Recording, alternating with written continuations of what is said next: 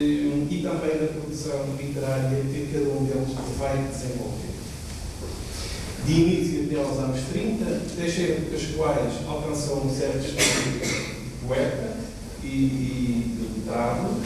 Era uma figura cultural conhecida, ligada à cultura muito conhecida na cidade de Porto, também a nível nacional, enquanto Fernando Pessoa, como sabem, que era praticamente desconhecido, tinha havido esse momento de alguma divulgação quando foi lançada a Concha Orfeu, o primeiro número e o segundo número, mas numa perspectiva pouco positiva, não é?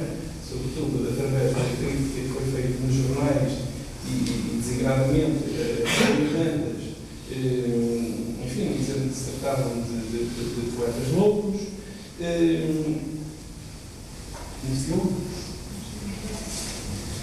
Então, retomo esta ordem, vou tentar controlar isto daqui.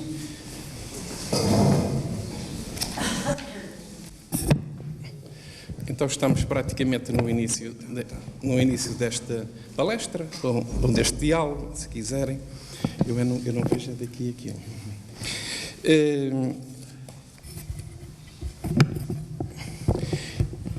Dizia, Pessoa era um nome praticamente desconhecido, fora da esfera mais próxima dos seus correligionários, e só, de facto, esse momento de 1915, com Orfeu, e 20 anos mais tarde, cerca de 20 anos mais tarde, com a edição da Mensagem, a um prémio do SPN a que ele concorreu, e que hoje sabemos obteve o segundo lugar apenas por pressão de António Ferro, um seu amigo, é que realmente o nome de Pessoa é de alguma forma mais conhecido, ou conhecido, enfim, de uma forma um bocadinho mais lata.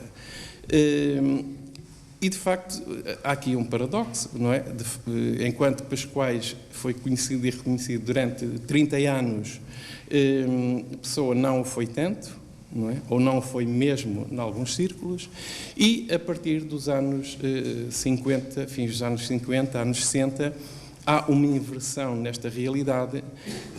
Fernando Pessoa é descoberto, redescoberto para outros, passa-se a conhecer a sua obra, enfim, se não na sua totalidade, porque ainda se continua a descobrir textos inéditos e outros dispersos de Fernando Pessoa, mas de facto o estudo da obra de Pessoa atinge uma grandeza e uma projeção que a obra de Teixeira de Pascoais, contrariamente a esta realidade, não vem a obter. E hoje podemos mesmo dizer que Pascoais é um autor que, enfim, praticamente desconhecido das novas gerações, que não é lido, não obstante esse ato ainda heroico de um editor, infelizmente já desaparecido, que se chamou Hermínio Monteiro, fundador da Assírio e Alvim, ter, nos anos 90 do século passado, reeditado quase toda a obra de Teixeira de Pascoais. Um risco editorial, certamente, dado que as edições nem estão esgotadas, não é, ao fim destes anos todos, o que vem também, de alguma forma, documentar, de um ponto de vista pragmático, que realmente Teixeira de Pascoais continua a ser desconhecido para muitos leitores e, em particular, mesmo para aqueles que deviam saber um pouco mais sobre o que é Portugal ou sobre a identidade portuguesa. Se o aforismo popular, ou o prolóquio popular, diz que os homens não se medem aos palmos, eu entendo, enfim, e com alguma experiência nesta área, editor, enfim, com mais de 30 anos, que os livros também não se deviam medir pelas suas dimensões. Pode ser que, no caso, isso sirva a procurar que o título desta obra fosse mais visível para as pessoas. Esta é a primeira edição da Arte de Ser Português, publicada em 1915. É um em oitavo muito reduzido, como veem, não é? Muito discreto. Já teve letras gravadas a dourado, mas elas estão bastante lidas pelo tempo. Estamos a falar de um livro de 1915.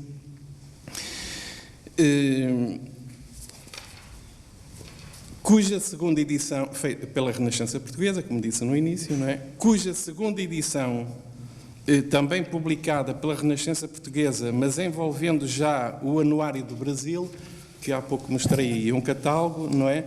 Já ocorre alguns anos depois, num formato ligeiramente maior. A terceira edição é publicada em Lisboa já nos anos 60, com este formato. Portanto, acho que dá para ver. Vai crescendo. Não é? E, finalmente, a edição da Assírio e Alvim, que já é assim, não é? Pois, mas tal como diz o Miguel Esteves Cardoso, que faz o prefácio para esta edição, provavelmente Pascoais andou a pregar para um povo que não era propriamente aquele que ele reconhecia como o seu povo ou o povo português. Cito aqui só 2 parágrafos do Miguel Esteves Cardoso. Quando Pascoais inventou Portugal, não se deu conta do que tinha feito. Pensou que se tinha limitado a descobri-lo. Quando imaginou os portugueses, entregou-lhes as palavras e as visões que só a ele pertenciam. Enganou-se. Os portugueses não queriam ser quem ele queria. Os portugueses de Pascoais nem sequer existiam. Pascoais nunca percebeu que era tudo invenção dele. Escreveu um livro, Arte de Ser Português, recusando a responsabilidade da criação na ânsia de ser apenas um espectador. E mais à frente, o mundo que Pascoais quis proteger e a quem entregou a vida era Portugal. Sonhava pertencer-lhe, mas nunca lhe pertenceu. Portugal era demasiado diferente e demasiado pequeno para uma alma como a dele. E no final deste prefácio, escreve estas palavras bastante duras. A vítima deste livro é o autor, que continua por ler, que continua afastado dos nossos dias, que continua a bater-nos à porta com o mesmo desejo de entrar. Nós continuamos cegos e surdos, Pascoais continua a ver e a ouvir demais. O que é Arte de Ser Português? Este livrinho, Arte de Ser Português, não é o único, mas é um dos repositórios do ideário do poeta Teixeira de Pascoais sobre o que é ser português e sobre alguns mitos ou alguns símbolos, mitos dessa arte de o ser. De o ser não português, mas de ser também homem. Atravessa este livro e atravessa outros títulos de Pascoais uma noção sobre a qual ainda hoje nos continuamos a debruçar e que é tema de teses de licenciatura, de doutoramento, de ensaios, de publicação de livros. Essa noção intitula-se saudade, ou nas palavras de Pascoais, e com outro sentido um bocadinho mais de via, no sentido de caminho, o saudosismo. Como eu digo, esta primeira edição é publicada em 1915. 5 anos depois sai a segunda e a edição quarta é de 1991. Pelo meio ficou este ideário, ficou o conhecimento dele, ficou todo um resultado que podemos balizar em momentos importantes, mesmo aqui na cidade, como foi, por exemplo, a fundação da Faculdade de Letras de Porto, por Leonardo Coimbra, que de alguma forma se embebe deste espírito e onde Leonardo convida para o magistério dessa faculdade homens como Teixeira Rego, que não têm uma formação universitária, mas que são homens que têm a ânsia do conhecimento e que muito sabem. Foi essa Faculdade de Letras do Porto que veio a originar aquilo que hoje está consignado como a escola portuense, ou seja, um grupo de pensadores e filósofos, entre os quais se incluem nomes hoje já conhecidos, não é? E tão importantes como Álvaro Ribeiro e José Marinho, por exemplo, para citar apenas estes dois, permitiu que no final do século XX e já, enfim, envolvidos estes anos do século XXI, o saudosismo, a Renascença Portuguesa, o criacionismo leonardino e todas estas figuras que eu citei continuam a ser estudadas e estudadas de um ponto de vista académico, algo que não acontecia, e posso falar por experiência própria, há alguns anos atrás, no século XX. Eu recordo-me, enfim, quando fui para a Faculdade de Letras e já conhecia alguns destes autores e interessava-me por eles, era algo que a faculdade e alguns professores nada dizia, não é? E, portanto, hoje nós vemos que estas obras têm repercussão e têm um sentido tal que permite que sejam da Faculdade de Letras de Porto, à Universidade Católica também aqui de Porto, não é?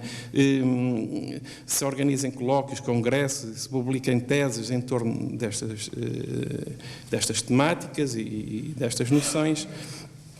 E tudo isso, de alguma forma, vem a eclodir exatamente por essa missão de Pascoais em trazer ao conhecimento do povo português, porque para Pascoais tudo isto está inato no povo português, o que importa é descobri-lo ou redescobri-lo, que, de alguma forma, vem a aproximar-se daquilo que é a visão quinto-imperialista de Fernando Pessoa. Ou seja, o povo português quando nós falamos, importa aqui este parêntese, quando nós falamos de povo português, nós não nos referimos, como se pode eventualmente pensar, a uma entidade abstrata ou um conceito. Não, para eles, o povo português é mesmo o homem, é cada um de nós. Porque, de facto, enfim, não há coletivo sem esta individualidade. E, portanto, o povo português tinha, ou detém ainda, uma missão que não é apenas de se assumir como povo, é um povo que terá algo a transmitir ao futuro. Isto não é tão ingênuo quanto se possa pensar, porque Fernando Pessoa, que sabemos que era uma mente brilhante, não é? Manteve também esta ideia e escreveu centenas, se não milhares de páginas sobre isso, que não apenas da mensagem. E a mensagem continua a ser esse livro simbólico, ou livro símbolo, que permitirá, pelo menos a imortalidade de Fernando Pessoa, e onde tudo está inscrito relativamente àquilo que é a história de Portugal, lida através do símbolo. A Arte de Ser Português surge a público com um prefácio de Teixeira de Pascoais, que é uma nota justificativa das razões pelas quais ele o escreveu. Um livro que, diz Pascoais, e vou citar, não pelo seu valor literário, mas pelas verdades que encerra, deveria ser lido, estudado e comentado nos cursos de literatura e história pátria. Mas não foi. Entretanto, em 1915, Pascoais já tinha escrito, para além de alguns livros de versos, tão importantes como Vida Etérea, Maranos ou Regresso ao Paraíso, este de 1912, 3 ensaios fundamentais para o conhecimento da sua teoria saudosista. Referimos-nos ao espírito lusitano ou saudosismo, que é uma separata de 1912, o gênio português na sua expressão filosófica, poética e religiosa, que corresponde a uma conferência feita por Teixeira de Pascoais e que é um texto nuclear para o conhecimento do seu pensamento e também para uma percepção dessas noções ligadas ao saudosismo que Pascoais indica onde estão, e ele diz que estão no modo de estar ou no modo de ser do português relativamente ao seu pensamento, portanto, a expressão filosófica, à sua criação literária, a parte poética e também religiosa. E a Era Lusíada, de 1914, que de alguma forma complementa a Arte de Ser Português. além de inúmeros artigos publicados na revista Águia, desde 1912 até 1915, e antes de Pascoais se retirar da direção literária da revista, em 1917.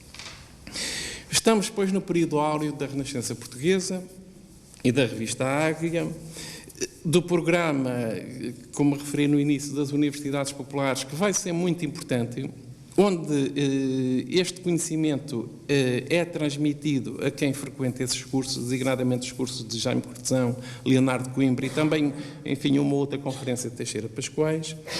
Mas as universidades populares não eram apenas um local de transmissão de idealismos, tiveram pela primeira vez aqui no Porto um papel crucial, porque tinham uma área de formação profissional que ia desde as artes gráficas, de tipografia, até outras áreas mecânicas, e passava mesmo também pela agricultura.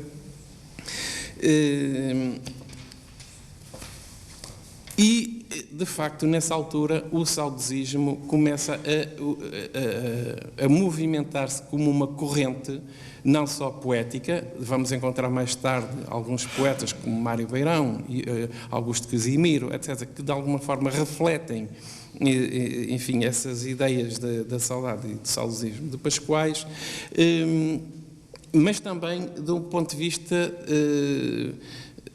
mais literário. Podemos encontrar ainda algumas destas ideias em Jaime Cortesão e, sobretudo, do ponto de vista da transmissão de um conhecimento mais amplo da nossa história através das lições populares que o próprio Cortesão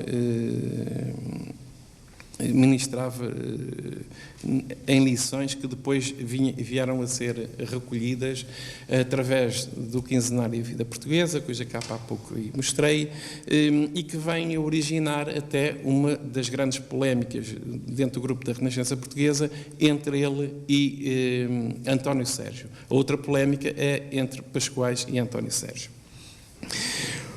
O livro de Teixeira de Pascoais, A Arte de Ser Português, não se pode considerar, aliás, como alguns outros, que seja uma perfeição do ponto de vista estilístico. Aliás, isso nunca preocupou muito Pascoais, devo dizer.